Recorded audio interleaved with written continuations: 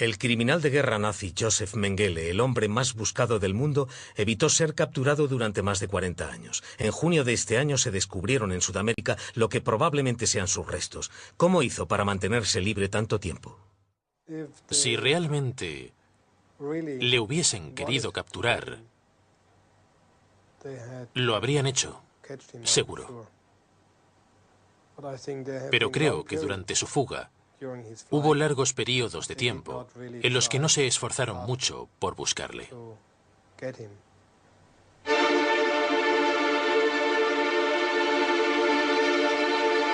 Mengele, el ángel de la muerte.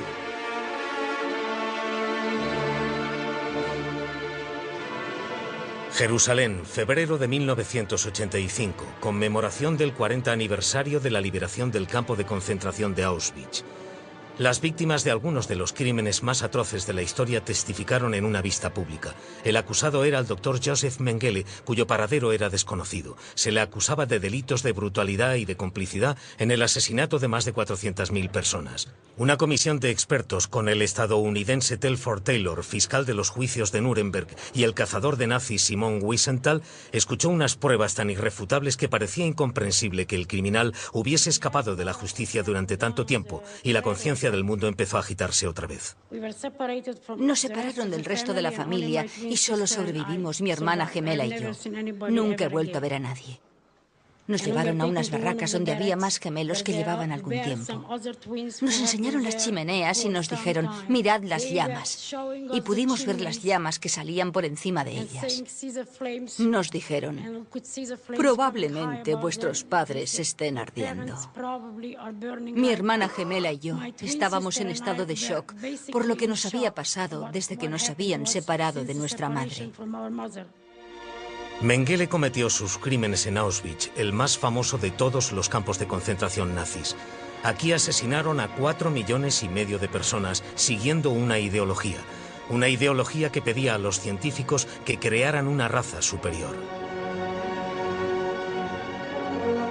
Aquí la ciencia perdió todo contacto con la realidad y la moralidad. La orden de detención de Mengele le acusa de haber sido responsable de disparar a más de 100 niños en la nuca, de diseccionar un niño de 1 año que seguía vivo y de haber administrado inyecciones mortales en el corazón de 14 pares de gemelos para obtener cadáveres frescos para sus investigaciones.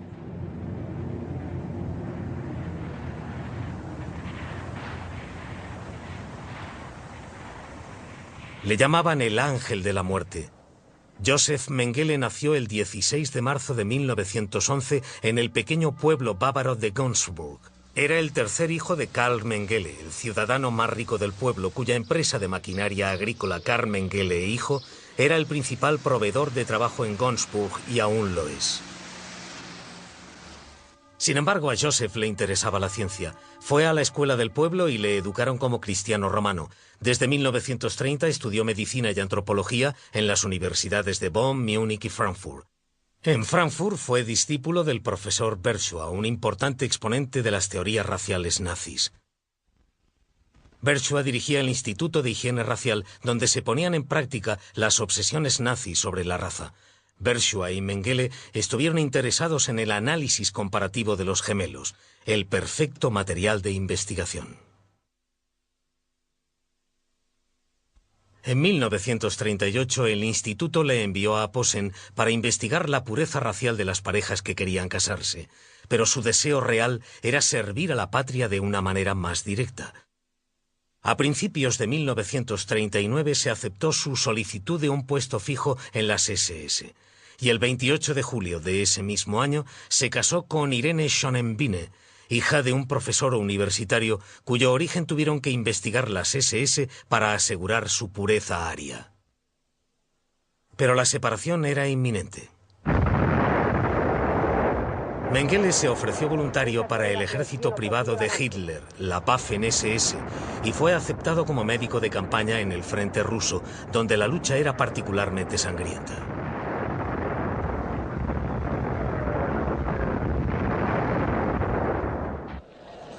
La guerra erosionó rápidamente las restricciones morales que les quedaban. El campo de concentración de Dachau, construido para alojar a opositores políticos y judíos, se convirtió en el emplazamiento de los primeros experimentos humanos. Había un gran suministro de material humano de investigación. Al principio, los alemanes habían usado a sus propios soldados para los experimentos militares, como en estas pruebas de aptitud para los tiradores. En esas pruebas existía la ética científica, pero con los reclusos de los campos de concentración esas reglas no se usaban. Este prisionero judío tuvo una muerte lenta en una cámara de baja presión. Más tarde le abrieron el cráneo y le quitaron el cerebro para examinarlo. En 1942, Mengele resultó herido en el frente ruso y volvió con el profesor Berchua, que por entonces ya era el director del establecimiento científico más prestigioso de Alemania, el Instituto Kaiser Wilhelm de Berlín. En 1943, Joseph Mengele fue enviado al campo de concentración de Auschwitz. El profesor Berchua consiguió una beca de la Asociación de Investigación Científica Alemana para el proyecto de Mengele. El sistema le apoyaba. En 1943, la solución final de Hitler se acercaba a su objetivo. Se enviaban al este trenes llenos de judíos hacia lo que se les decía que era la tierra prometida, y lo que las SS llamaban tratamiento especial. Tras 3 días en el vagón del ganado, con un cubo de agua y otro cubo para usar como lavabo para unas 70 personas hacinadas, el tren se detuvo y ladraron unos perros. Había SS y no sabíamos qué hacer. Bajamos del vagón uno tras otro. La gente más vieja no podía moverse. Fue horrible. Y entre los SS, con los perros que ladraban, había gente con uniformes a rayas. Uniformes que eran como pijamas. Le pregunté a uno de ellos, ¿dónde estamos? Y me dijo que era Auschwitz.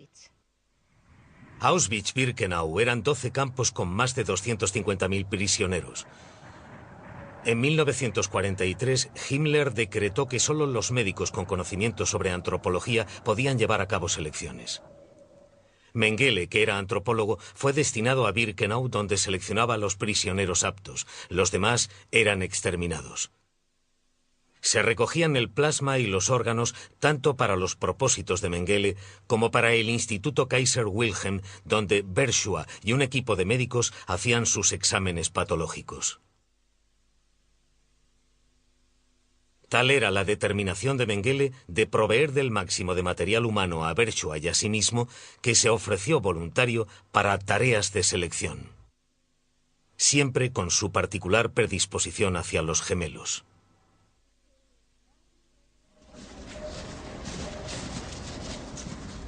Llegaba todas las mañanas después de que pasaran lista.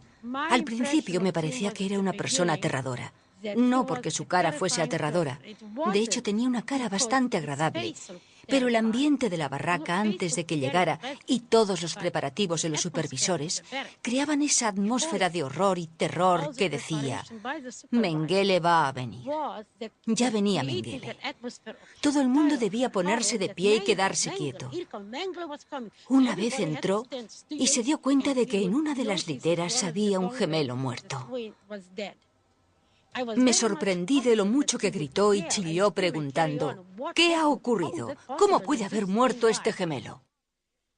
Pero por supuesto, ahora sí lo entiendo. No formaba parte del experimento, así que le habían estropeado el experimento. Entre los niños del campo se hallaba Mark Berkovich, de 12 años. Pasado un tiempo, me escogió como mensajero personal, su chico de los recados, como se diga, y también para ocuparme de sus aposentos, para limpiar y asegurarme de que hubiese carbón en la estufa y que ésta estuviese limpia, y para ocuparme también de sus botas y a veces de sus comidas. Según testigos polacos, Józef Mengele vivía en esta casa en el complejo de Auschwitz, a veces con su mujer, Irene, y durante un tiempo también con su hijo recién nacido, Rolf. Según Irene, una vez este preguntó a quién se consideraría responsable de los asesinatos que se cometían diariamente en los campos. De hecho, a Mengele se le acusa de estar involucrado en la muerte de 400.000 prisioneros, y su fama se debe más bien a los experimentos que llevó a cabo con víctimas sujetas a un horrible programa de inyecciones, electrocuciones y cirugía. Entramos en la zona que había junto a los servicios donde Mengele llevaba a cabo sus operaciones. Y vimos a 3 niños.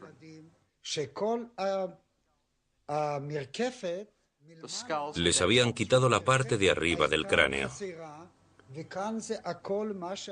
y los habían vaciado.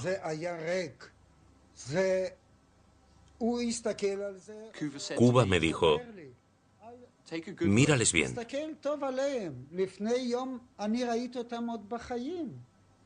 Ayer estaban vivos. Mengele venía todos los días y les traía chocolate, ropa bonita, pantalones blancos, incluso delantales blancos.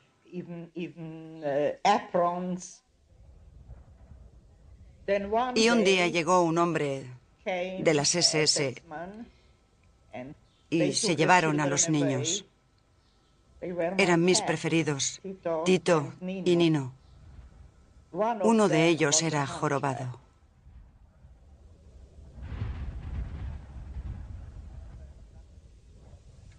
No lo recuerdo exactamente, pero 2 o 3 días después vino otro hombre de las SS y les trajo de vuelta en un estado terrible.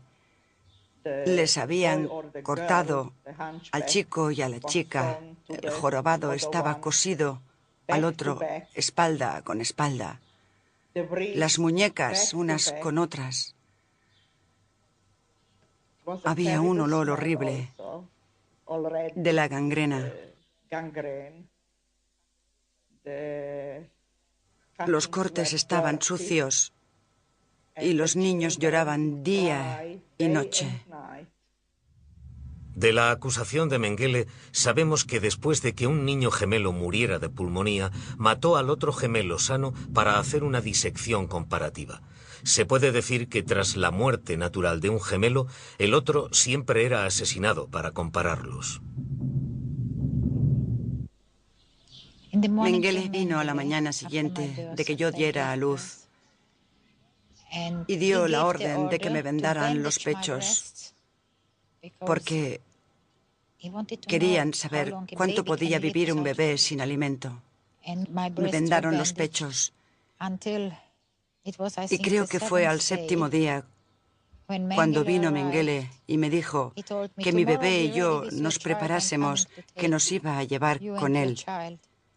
Empecé a llorar sin parar, porque sabía que esos eran mis últimos días y que me iban a gasear. Y cuando estaba llorando, llegó María. Sabíamos que al día siguiente vendría Mengele y te llevaría con él. Sabíamos lo que eso significaba. Así que me dije que te ayudaría. Así que cogí una jeringa y hablé con un prisionero polaco que siempre venía a nuestro campo a hacer cosas con la electricidad o las tuberías. Le pedí que me consiguiera morfina y estricnina, que las necesitaba para salvar una vida joven.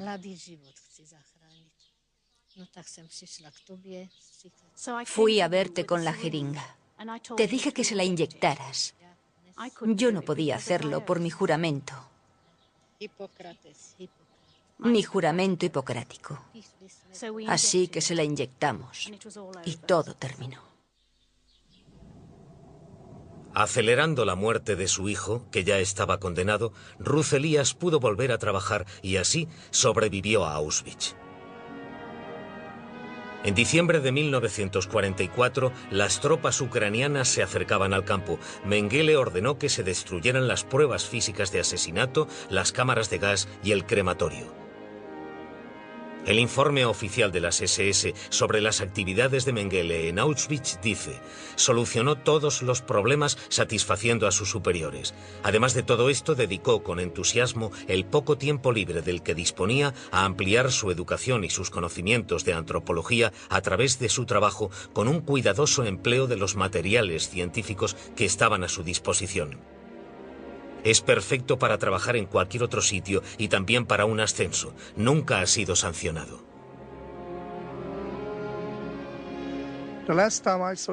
La última vez que vi al doctor Joseph Mengele tenía la cara roja, los ojos cansados, y me pareció que estaba triste.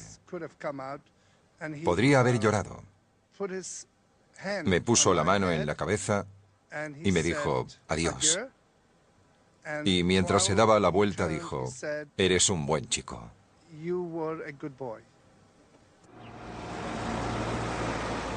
Al final de la guerra, los estadounidenses internaron a Mengele junto a otros soldados alemanes.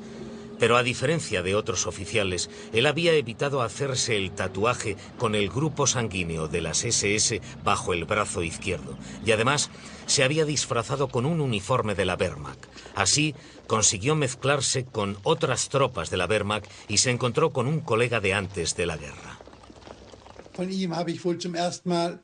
Fue él el que me habló por primera vez de las elecciones que hacía.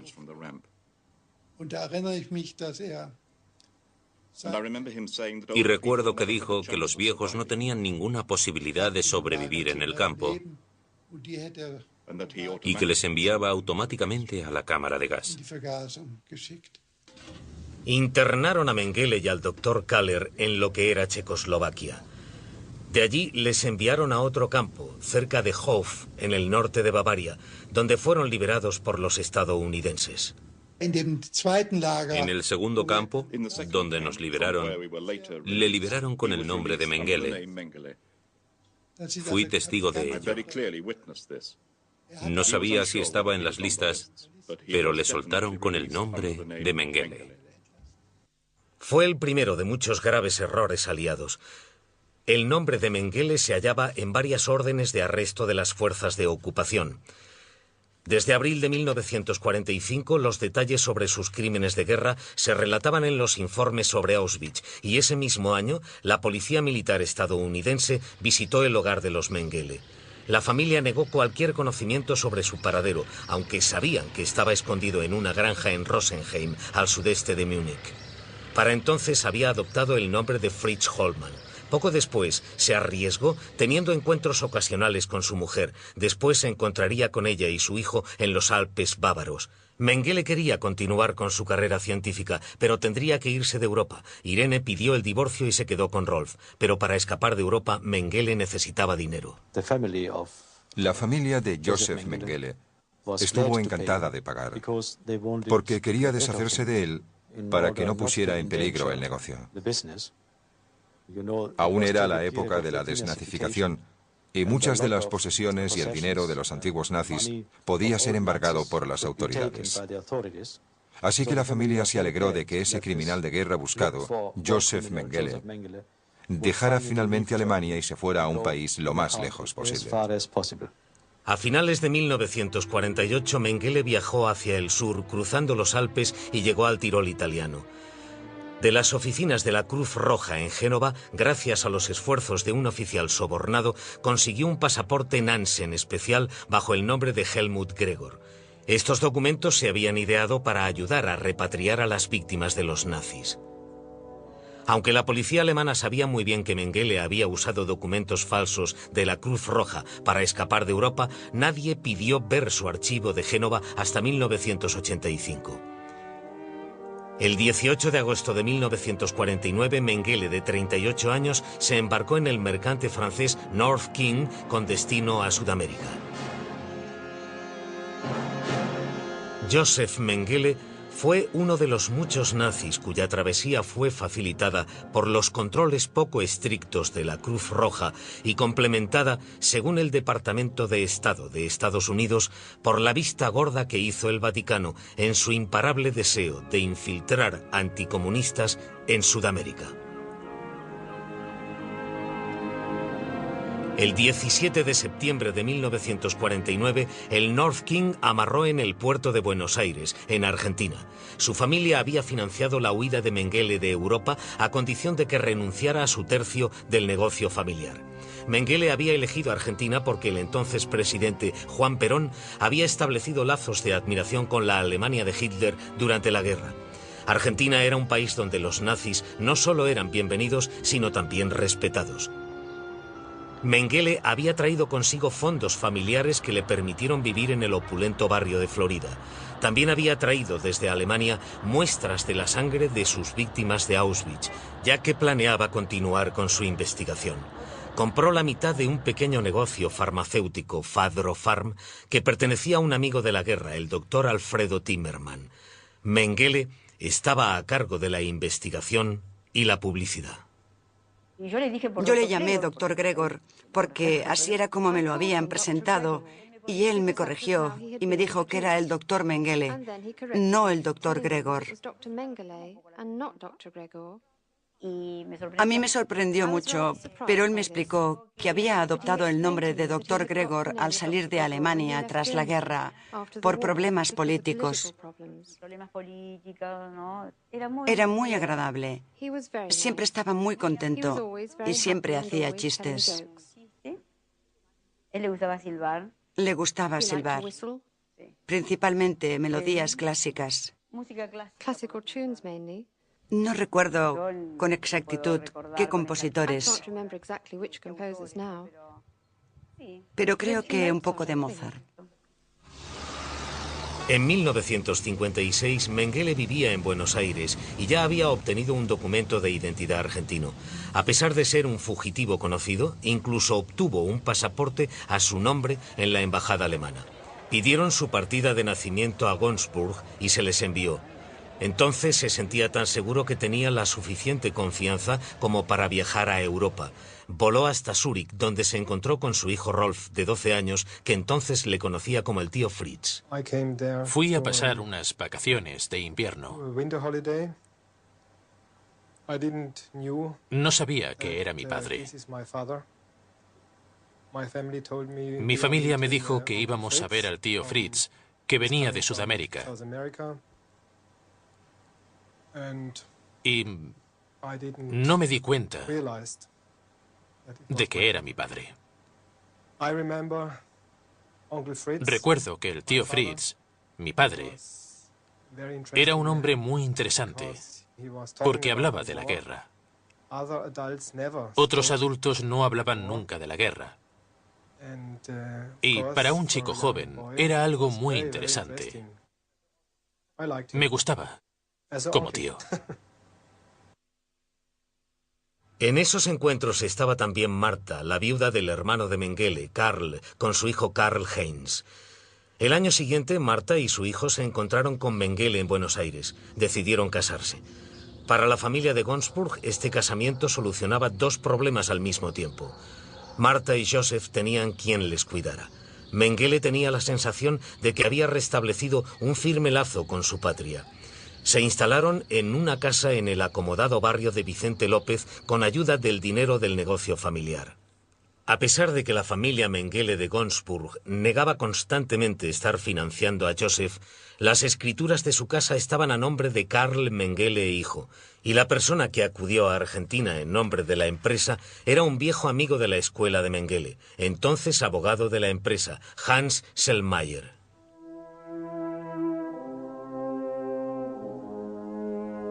Sellmayer sería el enlace financiero vital entre Mengele y su familia alemana.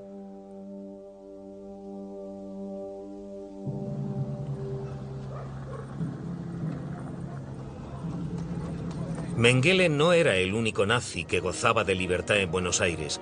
Al otro lado de la ciudad, viviendo en la pobreza en la calle Garibaldi, estaba Adolf Eichmann, el hombre responsable del transporte de millones de judíos a la muerte en los campos de concentración.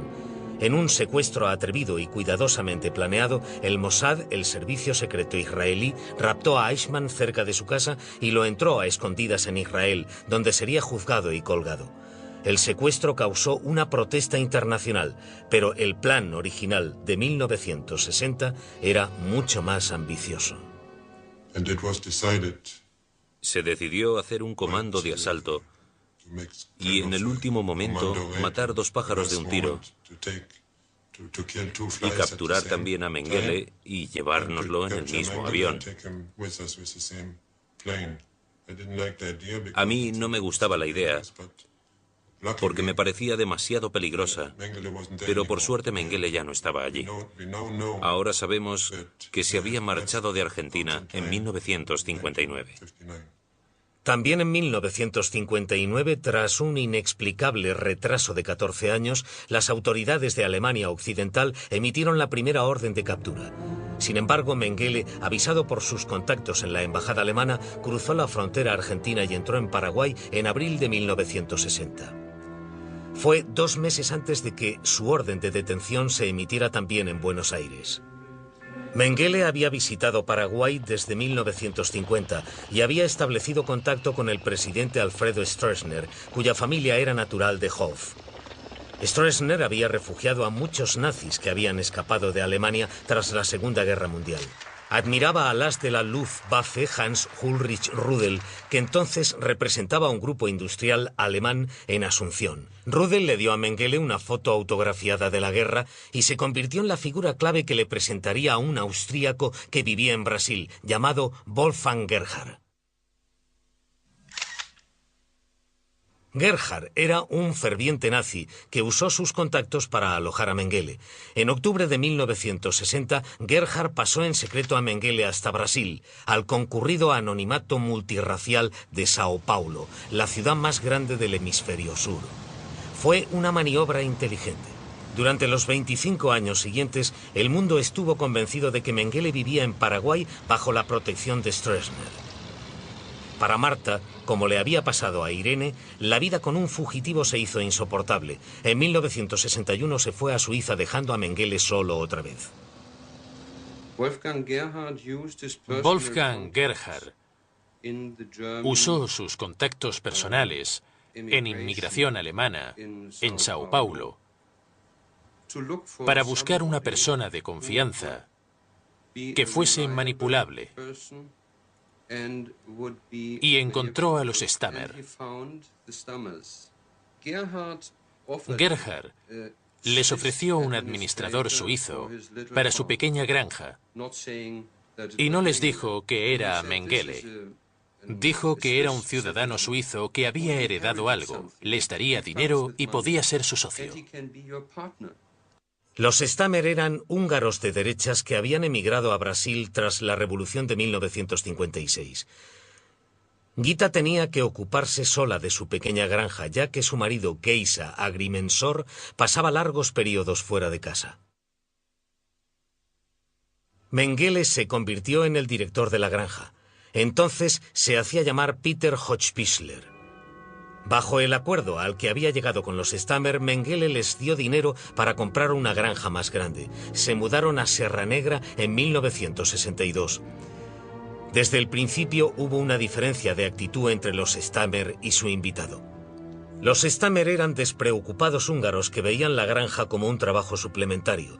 Mengele era un meticuloso alemán que esperaba que su inversión acabara permitiéndole ser económicamente independiente de su familia.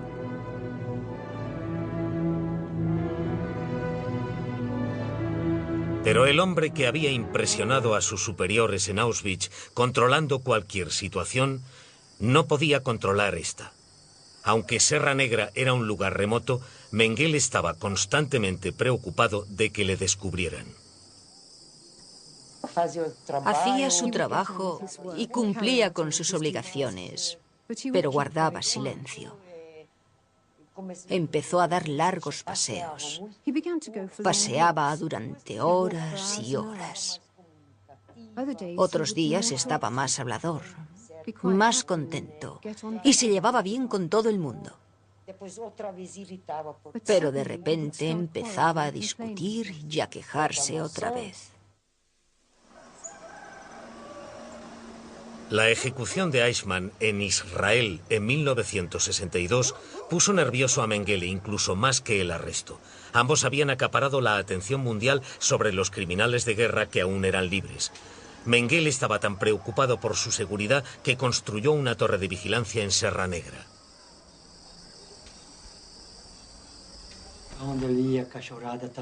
Fuese donde fuese, siempre llevaba a los perros consigo. Tenía 14 o 15 perros, a veces más y a veces menos. No traía a los perros aquí arriba, pero solía venir conmigo. Venía aquí con sus prismáticos para echar un vistazo. Yo hacía lo mismo. Los israelíes tenían 3 testigos que decían haber visto a Mengele, 2 en Paraguay, pero 1 en Brasil. Era muy difícil explorar ese lugar y fotografiarlo, pero lo hicimos lo mejor que pudimos. Usamos a algunos brasileños. Y como dije en una ocasión, mientras iba en coche con un hombre de la zona por una pista de tierra que conducía a un grupo de casas, conocí a un hombre que ahora creo que era Mengele, porque veo sus fotos en la televisión alemana y era el mismo hombre. Solo podíamos intentar capturarle por la fuerza con el uso de armas. Pero debido a las condiciones especiales de la época y a la tensión con Argentina debido al caso Eichmann, y para evitar un escándalo antes del juicio de Eichmann en Jerusalén, decidí que no podíamos hacerlo así.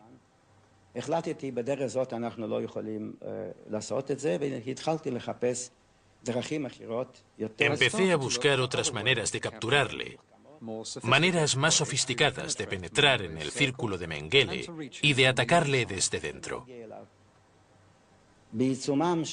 Pero en marzo de 1963, mientras ocurría todo esto, dimití. Así que se abandonaron todos esos planes. La búsqueda israelí de Mengele se volvió extrañamente espasmódica incluso en Paraguay. Un futuro embajador israelí nos dijo que nunca había recibido ni una orden para hacer algo a propósito de Mengele. Otros países hicieron incluso menos. Mientras tanto, muchos fotógrafos tomaban fotos como esta, tomada desde un río cercano a la frontera, o estas, tomadas en el aeropuerto de Asunción. Todas circulaban, todas fueron descartadas por la policía alemana, que no consiguió llamar la atención de nadie sobre el error. La foto fiable más reciente, antes de que apareciera todo el material en Brasil, la más reciente tenía más de 30 años. Y creo que eso ilustra las dificultades de ese tipo de persecución. Sé que se denunció que se le había visto en Paraguay, en Uruguay y en todo el mundo.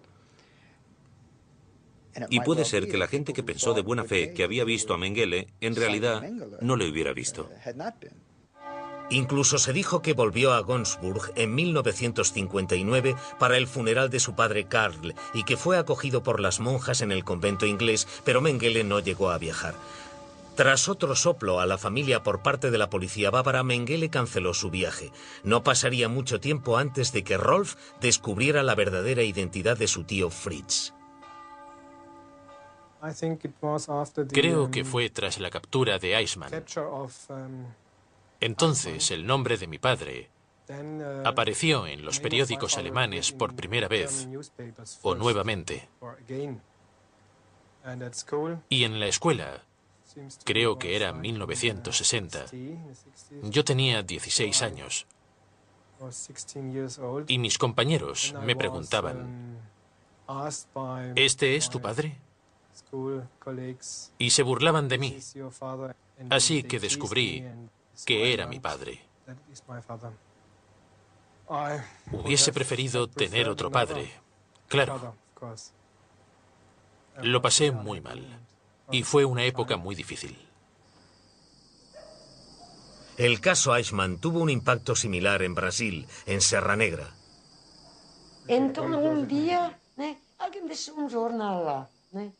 Un día alguien dejó un periódico y había un artículo sobre los ejecutores nazis, como les llamaban. Y vi una foto de un joven de unos 30 o 33 años con este gesto. Pensé que su cara me resultaba muy familiar.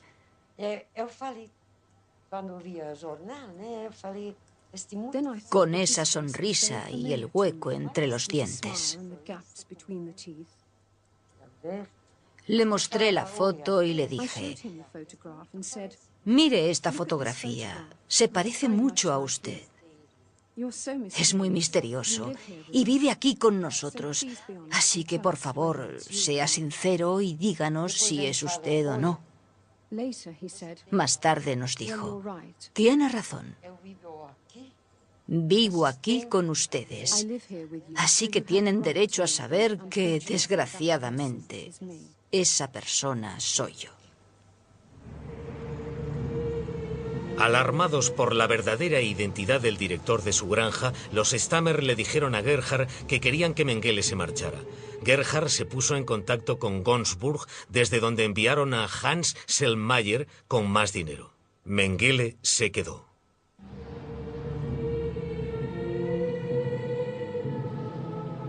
La familia, que había dicho tantas veces que no tenía contacto con Mengele ni conocía su paradero, volvía a jugar un importante papel en la evasión de la justicia por parte de Mengele. En 1969 los Stammer y su socio volvieron a mudarse.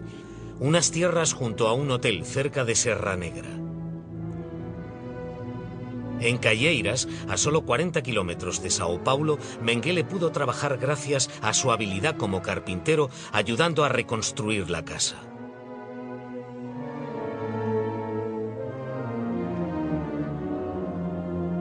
Pero como se lee en sus diarios, la relación entre los Stammer y él empeoró gradualmente.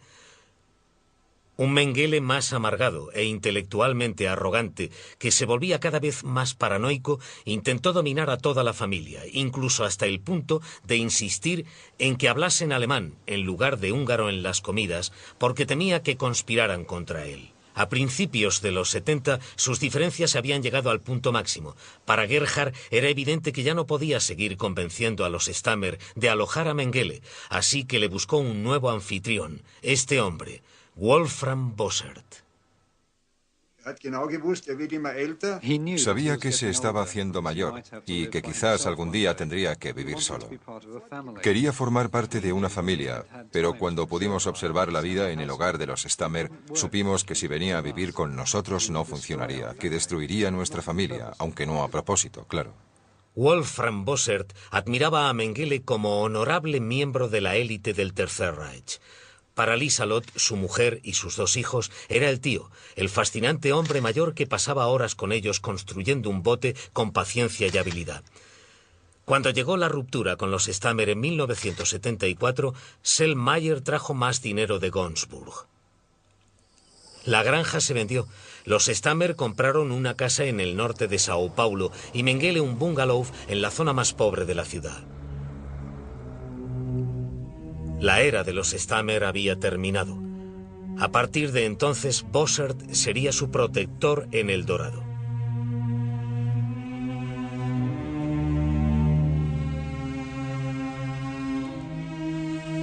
Aunque los rumores sobre el paradero de Mengele hablaban de fincas fortificadas en Paraguay, vivió los siguientes 5 años solo en El Dorado con Borja, su chucho negro, y recibiendo visitas diarias de Elsa, su doncella. Cada vez se ofendía más por el contraste entre su estilo de vida y el de la familia de Gonzburg, y discutía sobre los méritos del fascismo con Wolfram Bossert. Bossert era un interlocutor crédulo y apasionado.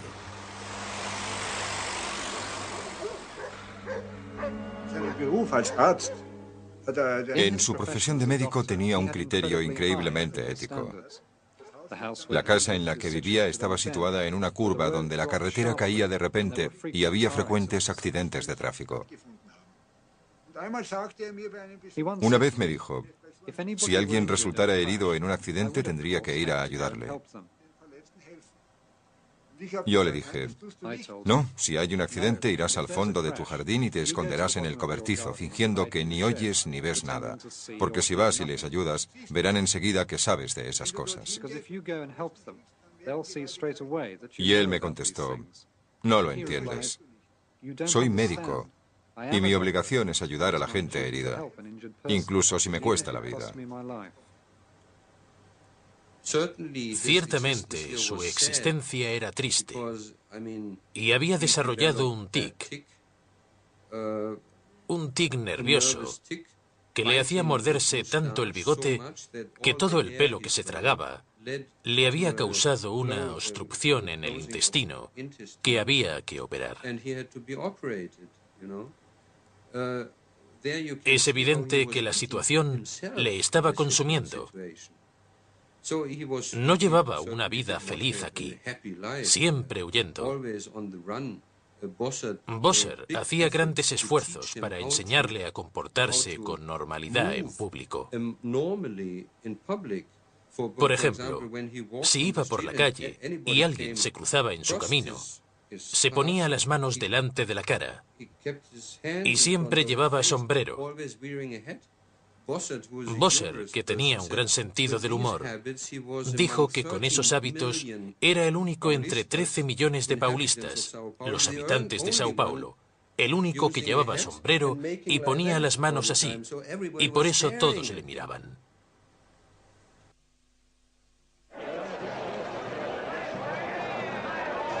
La sensación de aislamiento de Mengele se volvió casi suicida, sin tranquilizarle el hecho de que cuando su íntimo amigo Wolfgang Gerhard se había marchado a Austria, había conseguido adaptar su documento de identidad cambiando la foto. En 1976, su delicado estado de salud empeoraba. Rolf Mengele, que por entonces ya era abogado sin acciones en la empresa familiar, se marchó a Brasil sin vigilancia, usando su pasaporte para salir de Alemania y el de un conocido para entrar en Brasil. Sufrió una apoplejía. Me enteré y Selmayr me dijo, oye, no está bien. Y está viejo. Y quizás sería un placer para él verte una vez. Yo le dije, sí, me parece mucho mejor que escribirnos, siempre con cartas arriba y abajo. Y entonces decidí ir a verle. Y también hablar con él de algunos asuntos.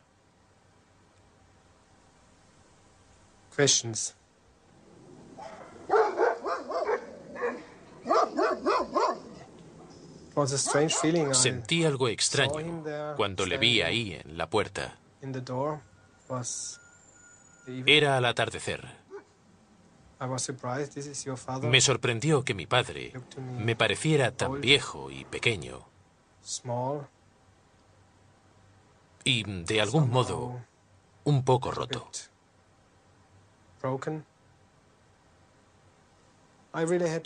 Tuve que hacer un gran esfuerzo para mostrar algo de cordialidad, para demostrar algún sentimiento. A él, la situación le conmovía mucho.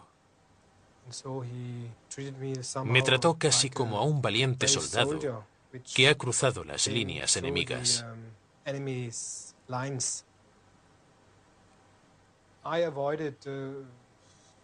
Durante los primeros días de nuestro encuentro, evité hablar de los puntos problemáticos, como Auschwitz.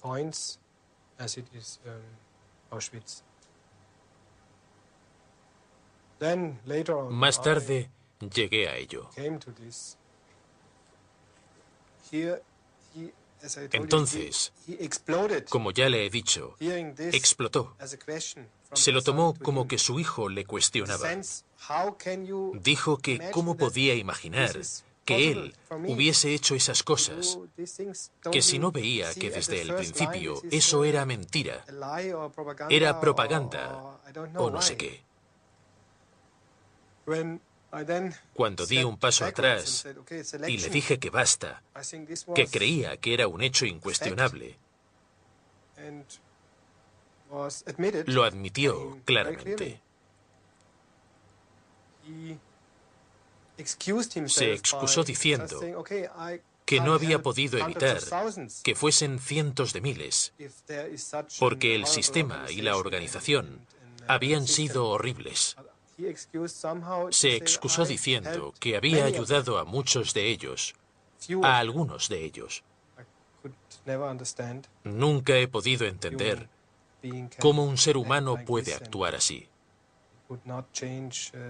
El hecho de que fuera mi padre o no, no cambia absolutamente nada.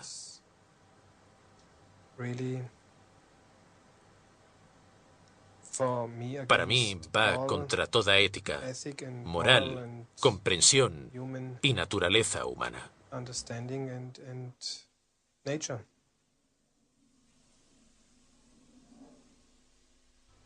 Rolf se fue de Brasil, pero su padre se mantuvo firme en sus creencias nazis sin mostrar ningún remordimiento. Solo sé que el tema surgió una vez, después de que un periódico afirmara nuevamente que había llevado a cabo experimentos inhumanos con pacientes o gente del campo. Cuando lo mencioné, estalló y gritó: «Yo no hice ningún experimento. Son todo mentiras. La gente se ofrecía voluntaria porque les dábamos más comidas y me dejaban sacarles muestras de sangre». Nos aseguró una y otra vez que merecía que los judíos le hicieran un monumento, porque como médico del campo había salvado muchas vidas judías.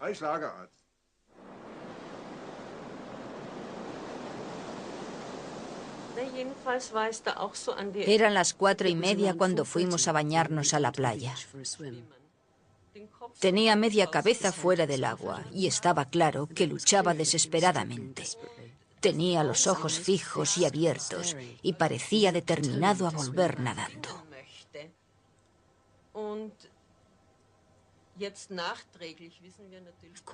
Ahora sabemos que había sufrido una apoplejía y que intentaba volver nadando a pesar de ello.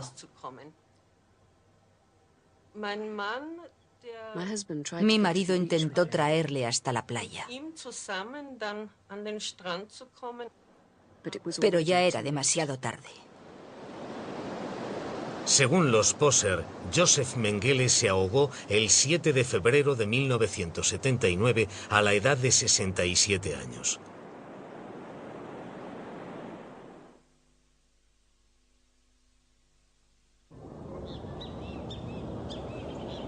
El cuerpo fue enterrado en Embu, en las afueras de Sao Paulo, bajo el nombre de Wolfgang Gerhard, en el panteón familiar de los Gerhard. El cadáver yace ahora junto a cientos de brasileños y gente de otras razas a quien Mengele, el archirracista, había rechazado por ser racialmente impuros. Pero eso fue en febrero de 1979 y durante 6 años no se supo nada más. Me atrevería a decir que la mayoría de la gente del mundo libre nunca había oído hablar de Joseph Mengele hasta que la gente empezó a conmemorar los 40 años del final de la guerra y el Holocausto. Y después, mucha gente se sorprendió. Algunas veces, en Washington y otros lugares, casi había parecido que Mengele era el hombre menos buscado del mundo y que la búsqueda era una vergüenza. Pero en 1985 se desplegaron todos los recursos de la ley. Es evidente que Mengele no podría haber soportado una investigación así durante mucho tiempo. También está claro que nunca se había usado hasta ahora.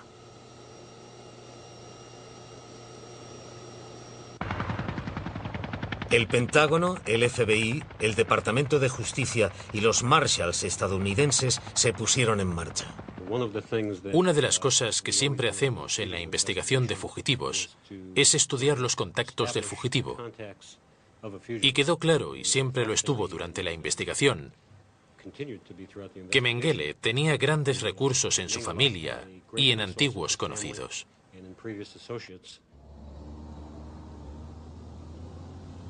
Hans Sellmayer fue nuevamente sometido a vigilancia, una vigilancia que, de haber sido constante en el tiempo, habría revelado sus muchas visitas a Sudamérica. Pero quizás Sellmayer y la familia sabían que estaba a salvo de ese bochorno. Sellmayer era alguien a quien se había identificado años antes como el contacto potencial entre la familia, el negocio y Mengele en Sudamérica. Y era una persona conocida, no un don nadie. Wiesenthal había hablado de él en los 60. Así que era una persona a la que se tenía que vigilar. Y había que comprobar sus actividades y perseguirle. Bajo la presión del Departamento de Justicia de Estados Unidos, la policía alemana hizo una redada en casa de Selmayr. En la redada descubrieron cartas de Bossert, incluyendo aquella en la que informaba a la familia de la muerte Mengele, e informaron a la policía de Sao Paulo. En Gonzburg, la familia Mengele tenía la confianza de que el estatuto de limitación de 5 años les protegería de cualquier responsabilidad de obstrucción a la justicia.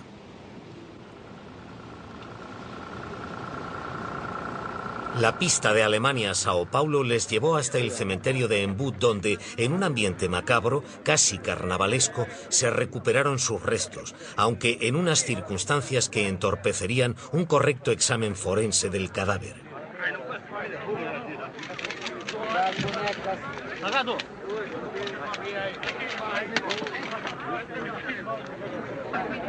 2 semanas más tarde, 17 científicos se reunieron en Sao Paulo, incluyendo representantes de los Marshalls estadounidenses y del centro Simon Wiesenthal.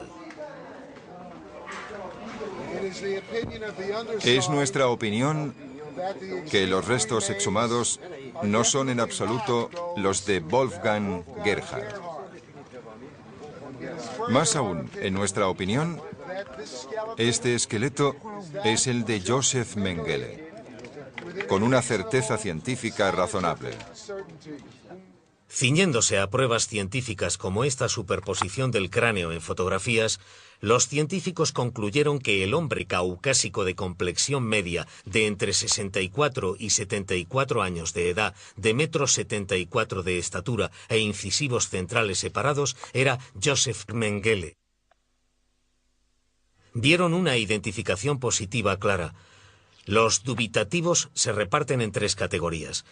Los expertos con dudas específicas sobre falta de cicatrices en los huesos u otras pruebas que les impiden estar convencidos de que Mengele está muerto, aunque tampoco están convencidos de que aún esté vivo. Los supervivientes y los que buscan vengar Auschwitz, que comprensiblemente no quieren creer que Mengele haya escapado finalmente de la justicia. Y los que consideran la arqueología forense un arte en lugar de una ciencia y que por lo tanto sostienen que pase lo que pase, siempre hablaremos de un 90, un 95 o un 98% de posibilidades de que sea el cráneo de Joseph Mengele. Nunca se puede asegurar en un 100%, porque eso significaría haber sacado una foto de Mengele en el ataúd o haberle tomado las huellas dactilares. Todo lo que tenemos son pruebas irrefutables. No hay ni una palabra, ni un documento, nada que demuestre que aún esté vivo.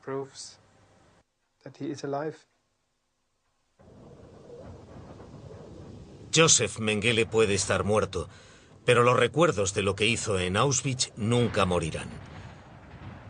Incluso las vidas de las que iban a ser sus víctimas, pero sobrevivieron, han quedado marcadas para siempre. Créanme, 40 años viviendo con ese trauma es algo horrible. Hay que vivir, hay que continuar, hay que formar una familia y hay que ser normal. Pero llegan las noches, gritas por las noches, sueñas con ello. En ciertas situaciones haces asociaciones, incluso por la calle o donde sea. De repente haces asociaciones con tus ideas, tus pensamientos y con lo que has vivido. Hemos leído sus documentos desde finales de los 40 hasta finales de los 70. En ninguno de esos documentos hay ni una palabra de arrepentimiento. Siempre se apoya en la idea de que no cometían crímenes durante esa época, sino que intentaban rescatar Europa de la fatalidad de la historia del mundo. Esa es la misma historia que contaron Hitler y Himmler, la misma de Joseph Mengele.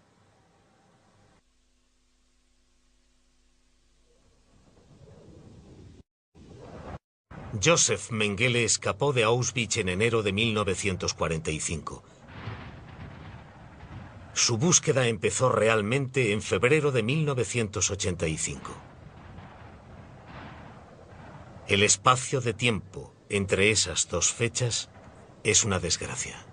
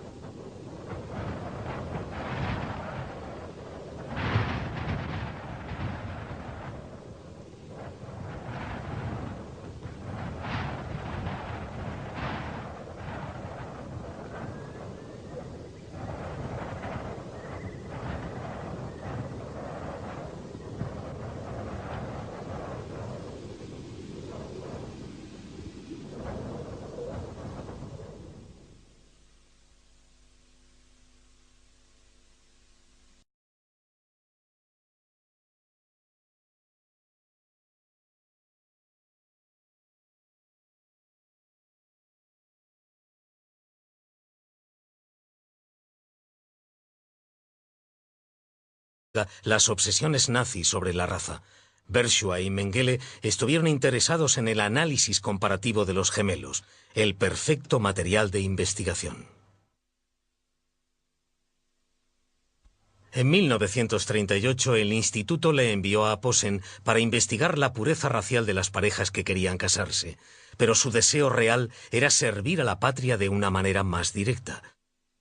A principios de 1939 se aceptó su solicitud de un puesto fijo en las SS, y el 28 de julio de ese mismo año se casó con Irene Schonenbeine, hija de un profesor universitario cuyo origen tuvieron que investigar las SS para asegurar su pureza aria. Pero la separación era inminente. Mengele se ofreció voluntario para el ejército privado de Hitler, la Waffen-SS, y fue aceptado como médico de campaña en el frente ruso, donde la lucha era particularmente sangrienta.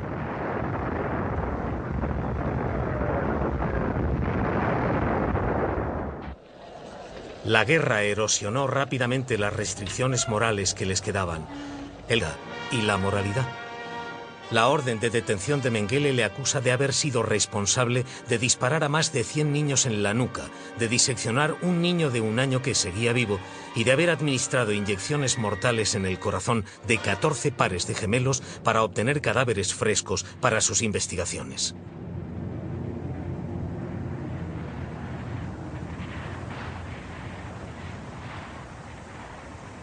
Le llamaban el ángel de la muerte.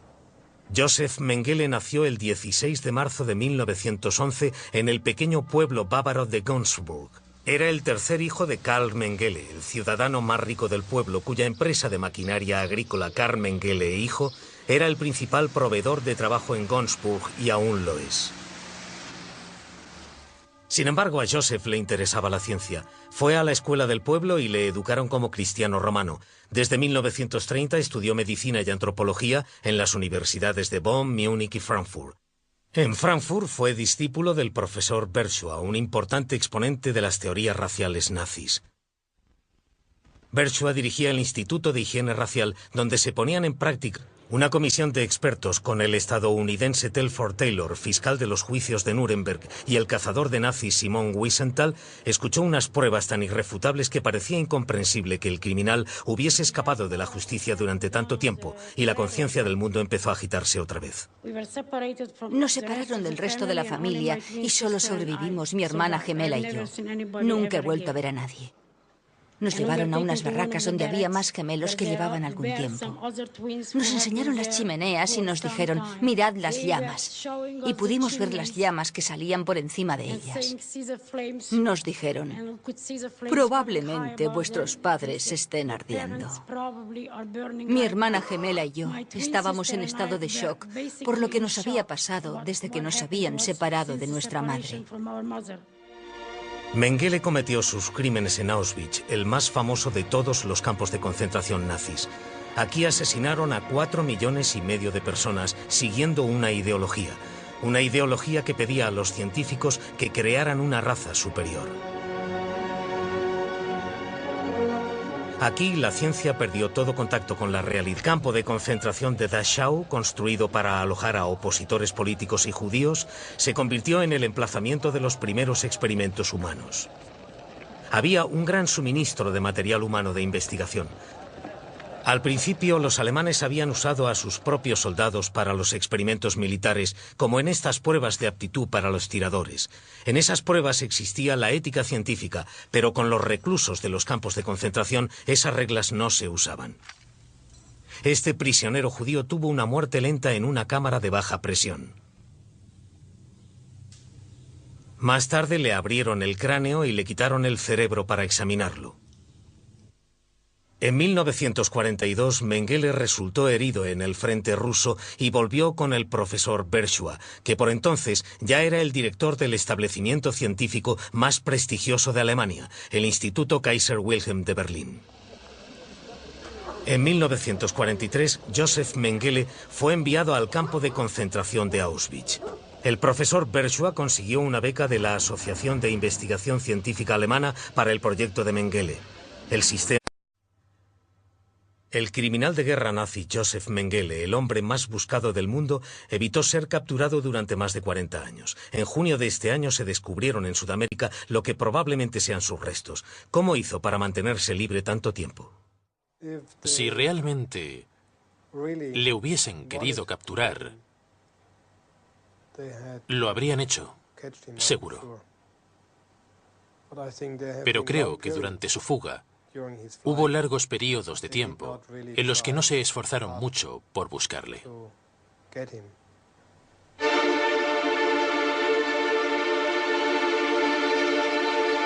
Mengele, el ángel de la muerte.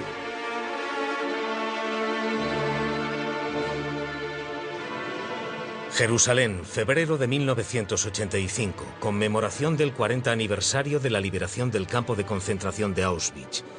Las víctimas de algunos de los crímenes más atroces de la historia testificaron en una vista pública. El acusado era el doctor Josef Mengele, cuyo paradero era desconocido. Se le acusaba de delitos de brutalidad y de complicidad en el asesinato de más de 400.000 personas.